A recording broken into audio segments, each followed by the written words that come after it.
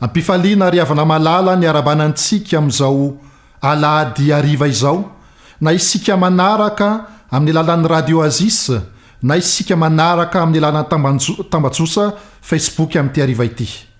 Ny namanao pastora Andrianomanana Harovola no hitondra loahevitra lehibe manokana ho anao ao anatin'ny herinandro izay iarahantsika eto. Ny lohatenin'ny loahevitra izay iarahantsika eto dia ny hoe ny herin'ny azo fijaliana, ny herin'ny azo fijaliana. Izany FDP izany ry havana malala no horesahantsika mandritry ny herinandro. Iarahantsika mijery ao anatin'ny 7 andro ny fotoana farany izay niainan'i Jesosy teto amin'ity tany ity. Hojerentsika ihany koa ireo mpanjay anjara fototra tamin'ny nanomboana azy tamin'ny hazo fijaliana, ny lanja sy ny akon'ny hazo fijaliana teo amin'izy ireo, ary indrindra ny lesona azosika raisina ny amin'izany. Ry havana malala, manasanao ary ao anatin'ny herinandro izay iarahantsika eto, hiaraka amiko, tsy tapaka mihitsy, fa anjay lesona lehibe sy goavana isika ao anatin'izany. Koa anomboantsika ny loahevitra voalohany ary amin'ity ariva ity, dia manasanao aho andeha hiaraka hivavaka isika.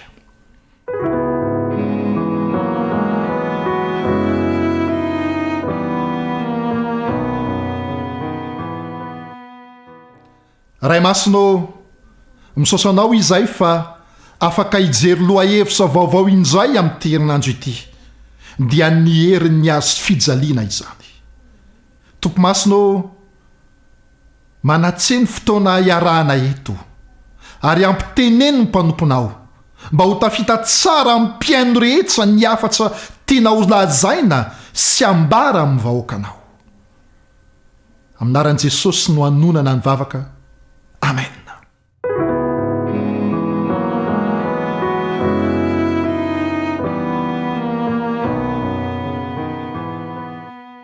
Ny lohahevitra voalohany hojerentsika amin'ity ariva ity ry havana malala dia mitondra ny lohateny hoe ilay ora farany tao Getsemane. Ilay ora farany tao Getsemane. Fantatsao ve i Jehonan ben Hagol? I Jehonan ben Hagol dia teratany Jiosy. 520 taona teo eo izy. Avy ao amin'ny fianakaviana mpanankarena mipesaka ao Jerosalema ny aviny. Tany amin'ny taonjato faefatra taorianan'i Kristy tany Noany no nahafatesany Jehonan ben Hagol. Fa mba fantatsao ve hoe inona ny nahafaty azy? Nombona tamin'ny hazo fijaliana, tamin'ny andro ny fanjakana Romanina. Zao tokoa mantsy ry havana malala, mbola hita eo amin'ny taolana teo amin'ny tongony sy teo amin'ny taolan'ny tanany anankiroa ny fantsika mirefy eo amin'ny 12 santimetatra eo izay niazonana azy teo amin'ny hazo fijaliana. Tsy misy mahafantatra ny tantara ny olona afa-tsy ireo mpikarokara tantara tamin'ny taona 1870 izay nahita ny taolany ihany. Saingy fantatra kosa nefa ny nahafaty azy, ary azo eritseretina an-tsaina ny fijaliana ny aretany tamin'izany fotoana izany. Fa raha fantatsika ny nahafaty any Jehonan ben Hagol, fantany ampiesaka ho aso anao dia izao hoe mba fantatsika marina ve ny antony nahafaty an'i Jesosy avy any Nazareta? Ny fantsika Romanina anankitelo izay nafantsika teo amin'ny tongony sy teo amin'ny tanany anankiroa ve? Sa ilay lefina natsatoka ilay miaramila teo amin'ny vatany? Sa ireo diakapoka efa tsy lasaky ny 7 izay tonga sany amin'ny taolany izay nitoza fanaintainana mafy tao aminy? Sa ny fienjana ny ozasa mafy loatra vokatsy ny fiantonana teo amin'ny hazo fijaliana? Azoko antoka ry havana malala fa hainao mivaliny, tahaka ny hoe ankizy ao am-pianarana rehefa antaniny ny mpampianatra azy ireo hoe ray ampianaray mirafiry, dia ny ankizy rehetra miara-morona amin'ny teny daholo hoe roa ny valiny. Dia azoko antoka koa fa na tsy eritseritra lavitra azy ianao, na tsy saintsaina lalina azy ianao, dia hainao mivaliny hoe inona ny antony nahafaty an'i Jesosy. Dia hoy ianao hoe ny fahotana, ny fahotako, ny fahotantsika. Zany marina ve ny tena valimarina? Rehefa misaintsaina ny amin'ny nahafatesan'i Jesosy teo amin'ny hazo fijaliana marina mantsika dia toa manana foronana sy fahatongavan-tsaina ny anatona sy antoraka eo amin'ny azo fijaliana. Misaintsaina lalina ny fijaliana ny ainany teo amin'ny azo fijaliana isika dia toa manenina sy malahelo mafy satria noho izasianao ny antony ny aretany fahoriana mafy tahaka izany.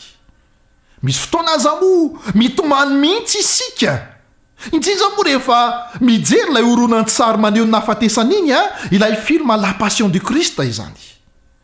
Kanefa vetivety avy eo dia intsy fa atao lasa manalavitra tsy kelikely ny azo fijaliana isika. Faly isika fa voavahantsika ny fanontaniana izay mifono mistery ny amin'ny antony nahafatesany fa noho ny fahotantsika ny nahafatesan'i Jesosy.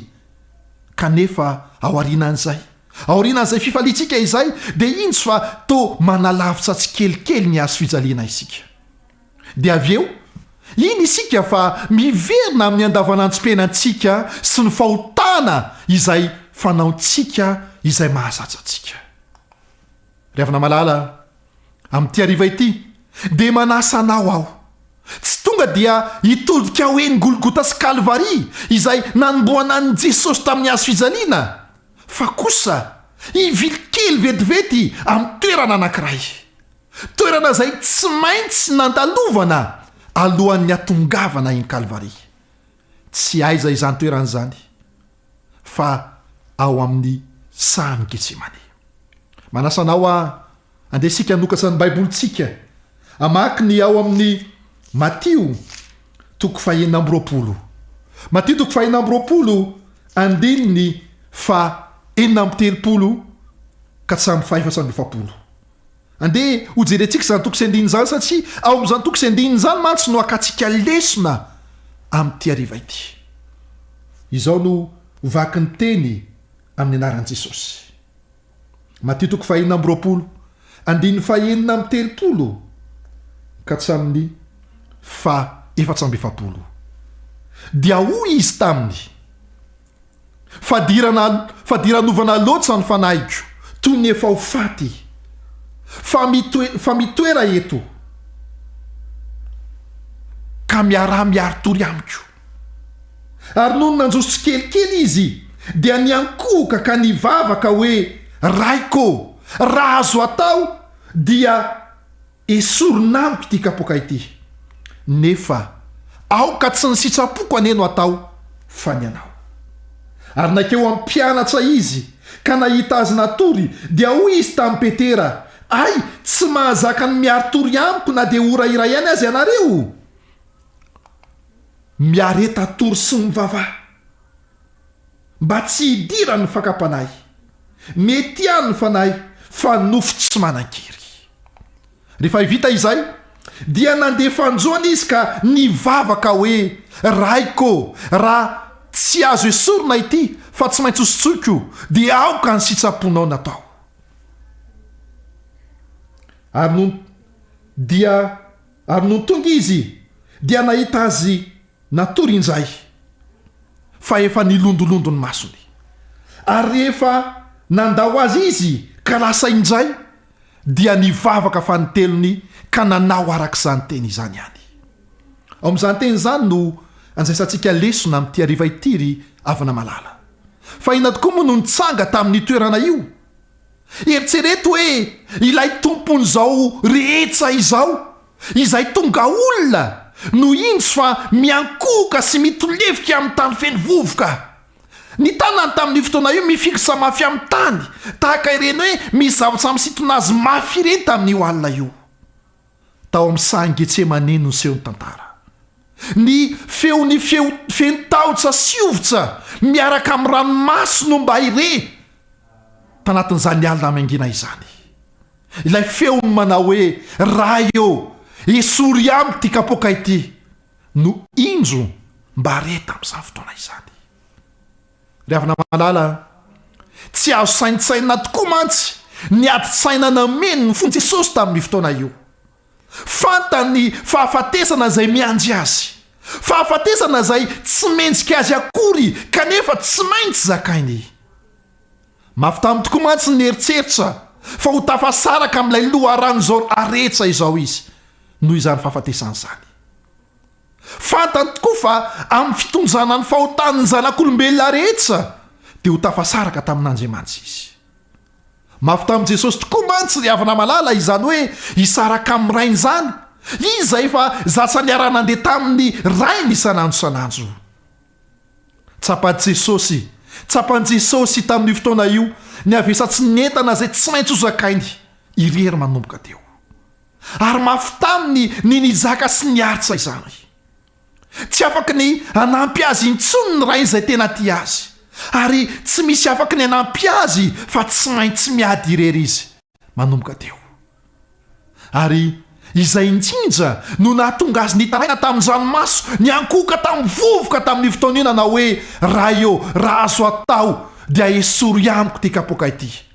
Ao amin'ny Mateo 4:7-7 2:70 ary 4:70 no ahitana izany. Ry havana malala, raha matsikaritsy ianao, raha manaraka ilay vaky teny ianao dia intelo no namerina ivavaka io Jesosy. Intelo no niaotra teo anaty an'ilay sorona lehibe tsy maintsy atseny ny maha-olombelona any Jesosy. Tonga tokoa mantsy ny fotoana mahatahotra indrindra izay efa nampiomanana azy atsy ny ela, fotoana izay anjaisan'ny fanapahan-kevitra ny amin'ny hoaviny zao tontolo zao. Zao tokoa mantsy ry havana malala, afaka ny nandatsy isotro ny kapoaka mangidy sy mavesasa izay natokana ho an'ny olombelona mpanotana Jesosy tamin'ny fotoana io e. Ary tsy mbola tara raha tamin'ny fotoana io izy no nanapa-kevitra tsy hanohy intsony. Afaka ny teny anie Jesosy tamin'ny fotoana io hoe tapa-kevitra aho fa hiverina ao any an-danitra. Aleo ny olombelona hizaka ny vokatsy ny nataony ihany. Ary tadidio fa tsy nisy nanery azy mihitsy anie tamin'ny fotoana io e. Ary tsy be dia ny izy raha ohatra hoe nijanona teo e. Ary izao koa ny azo antoka tamin'ny fotoana mangina io, tamin'io alina maisipito io, dia niodikodina teo akaiky ny Satana. Rehefa izy nivavaka tamin'Andriamanitra iny hoe sory amiko ty kapoaka ity, dia azo antoka mihitsy fa niodikodina teo akaiky ny Satana.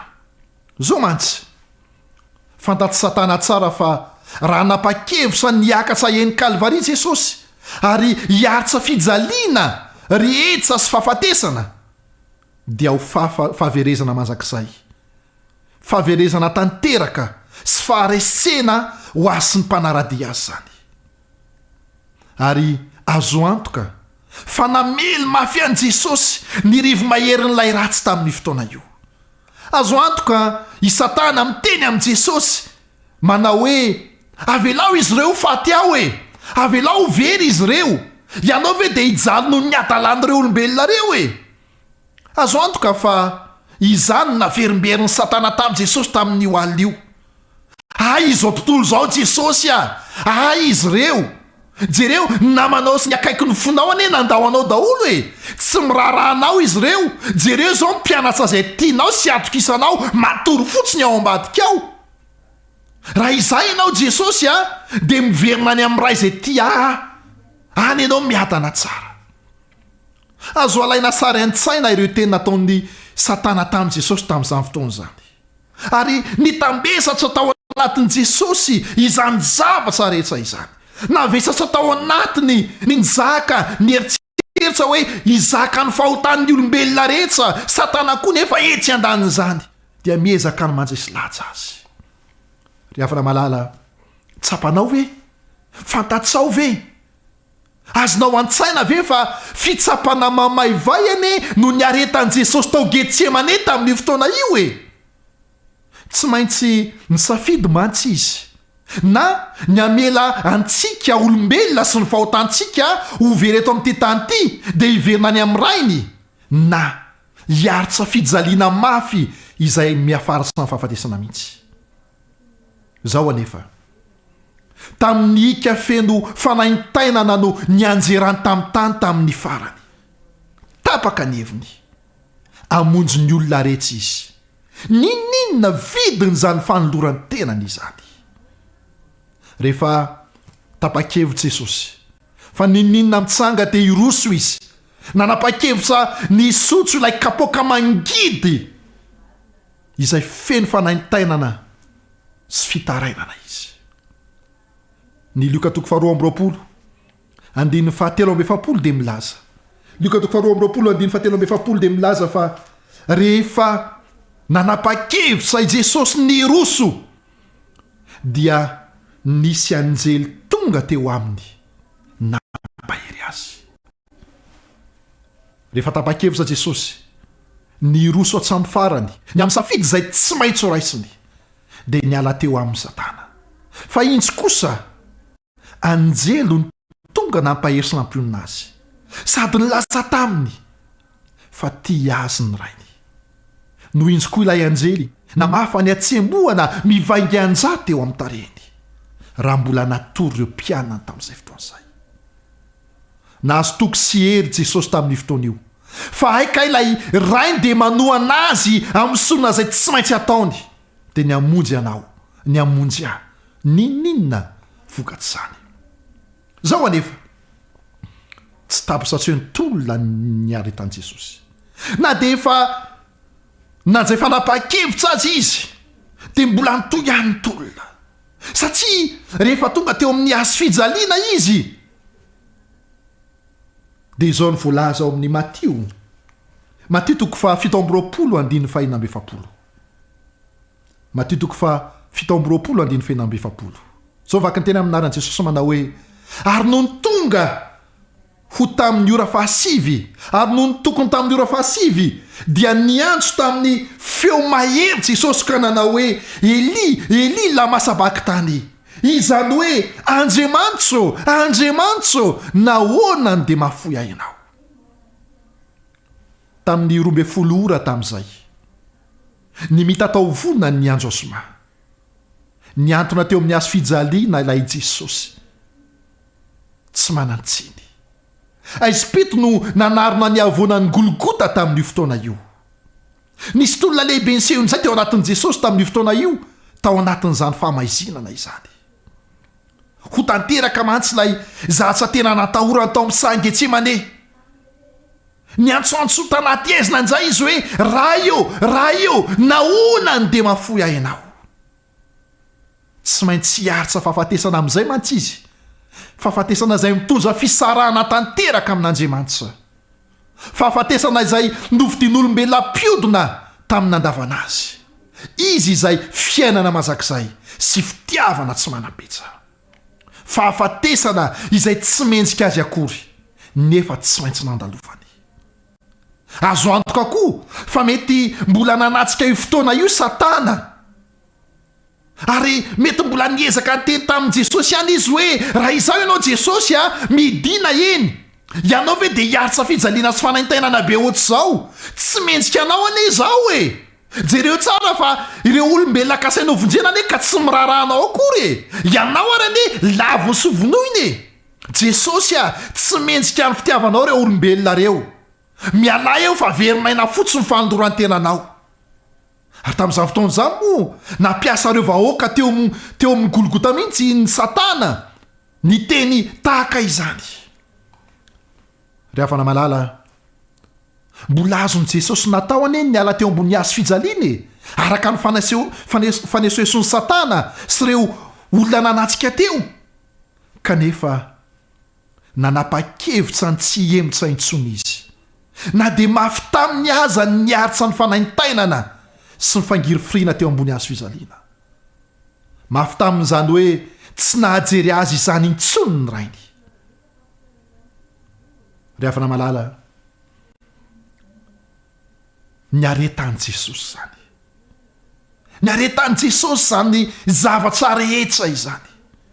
Ny safidy ny isotso ny kapoaka feno ngidy ny fahotany zanak'olombelona Jesosy. Ny safidy ny izaka ny fijaliana sy ny fahoriana ny fanaintainana mafy indrindra Jesosy eny atsamin'ny fahafatesana azy. Mafy tamin'izany. Ary nisy fotoana Jesosy ny teny mihitsy hoe raha azo atao dia sory amiko ty satria fantany fa mafy izany.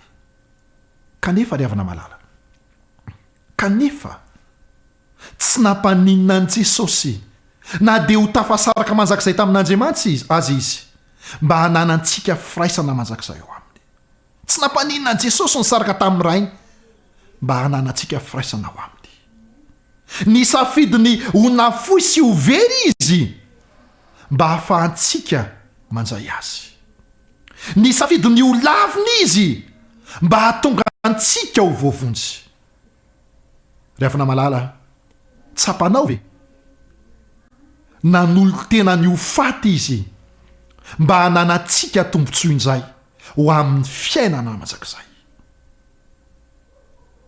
Fitiavana lehibe loatra izany fitiavana izany.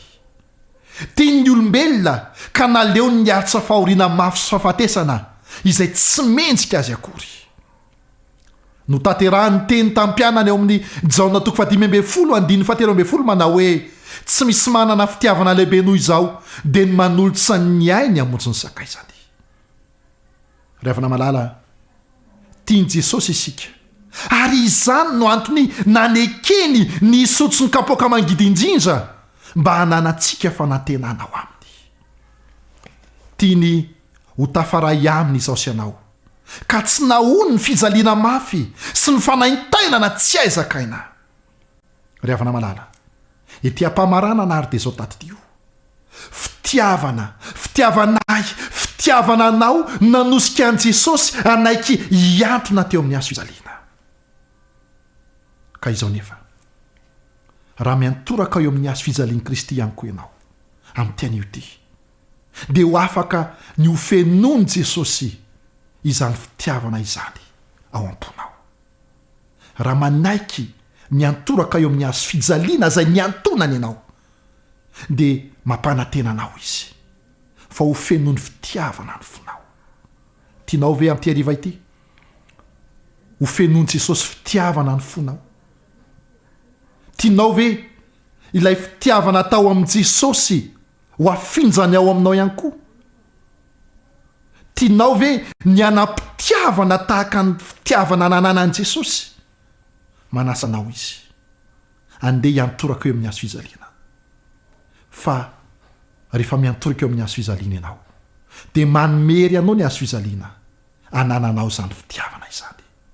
Raha tsy isaka ory amin'ity hariva ity andeha isika n'olo tena hiantoraka eo amin'ny azo fijaliana angataka amin'i Jesosy mba ho fenony izany fitiavana izany ny fotsika sy ny fiainantsika. Dia hiaraka hivavaka isika.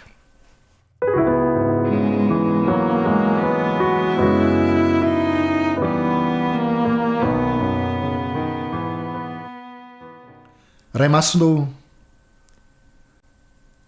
nasehonao taminay tamin'ity hariva ity fa aikay fitiavana anay no antony ny aretan'i Jesosy fahoriana fijaliana fanaintainana ny antony nisy tsony Jesosy ny kapoaka mangidy ny fahotana izay vokatsy ny fahotanay tokony izahay no hijaly, tokony izahay no faty fa tsy izy. Misosanao noho izany fitiavanao san Jesosy io. Misosanao no nanekenao hiaritra ny mafy teo amin'ny azo fijaliana. Amin'ity hariva ity injeto izay manolo tena ho anao, injeto izay miantoraka eo amin'ny azo fijalianao, mitondra ny tsy famenjehana eo aminao. Jesosy malalo fenoy fitiavana ny fonay ka fandrinay ilay fitiavana tao anatinao no afinjanao atao anatinay. Koa injeto izay Jesosy miantoraka eo aminao. Raiso izahay tantanso taio atsany ary ny fiainanay tsiraray avy. Arovy ao aminao izahay, arovy amin'ny loza, arovy amin'ny ratsy, arovy amin'ny aretina izay mamely amin'izao fotoana izao. Anaran'i Jesosy nanona vavaka. Amen.